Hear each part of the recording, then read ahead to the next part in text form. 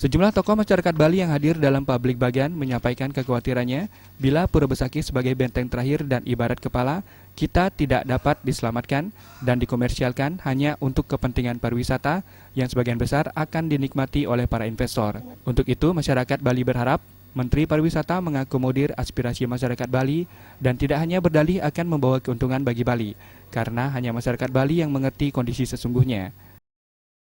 Besake ya memang harus kita seluruh Bali, warga Bali, terus warga Hindu nih betul-betul harus fight untuk menjaga gitu. Karena bagaimanapun ya ini pertahanan yang enggak tahu ya apa itu dikatakan pertahanan terakhir itu.